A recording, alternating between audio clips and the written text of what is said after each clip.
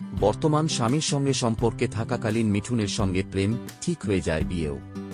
তারপরে ভেঙে যায় সেই সম্পর্ক, কারণ খোলসা করলেন মমতা শঙ্কর। একসময় মিঠুন চক্রবর্তীর সঙ্গে প্রেম ছিল অভিনেত্রী মমতা শঙ্করের। দুজনের প্রেম জানত দুই বাড়ির লোক, এমনকি বিয়ের তারিখও পাকা হয়ে গিয়েছিল। তবে হঠাৎই সরে যান দুজনে।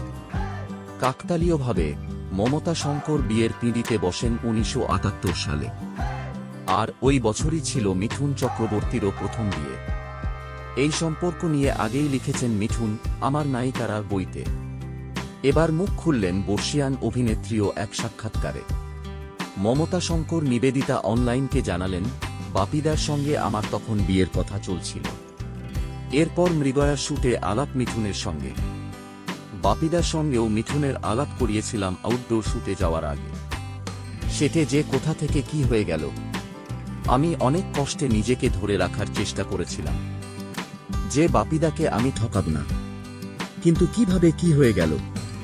মমতা শঙ্কর আরও বলেন, একদিকে ভালো হয়েছে বাপিদাকে আমি আরও ভালো করে চিনতে পেরেছি। কারো সঙ্গে কিছু না হলে হয়তো এত ভালো করে চিনতে পারতাম না।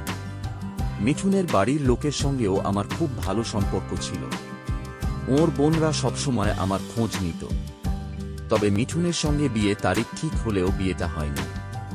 মমতা শঙ্কর জানান, মিঠুনই আসলে তখন রাজি হননি বিয়ের পিঁড়িতে বসতে। আরও কিছুটা সময় চেয়েছিলেন।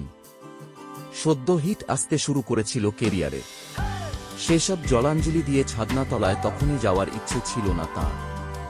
এরপর সেই পুরনো প্রেম বাপিদা ওরফে বর্তমান স্বামী চন্দ্রোদয় ঘোষের কাছেই ফিরে যান মমতা শঙ্কর। যদিও উদ্যোগটা এসেছিল বিপরীত তরফ থেকেই। ফোন করেছিলেন হবু শাশুড়ি। ফোন করে ছেলের সঙ্গে কথা বলতে বলেছিলেন মমতা শঙ্করকে। অভিনেত্রী বললেন, ও ফোনটা ধরে এমন করে কথা বলা শুরু করল যেন আমাদের মধ্যে কিছুই হয়নি। আমি তো ওর গলা শুনে কেঁদে অস্থির। আমাকে বলল, মমতা আই হেট টিয়ার্স। আমি কথা বলার মতো অবস্থায় ছিলাম না।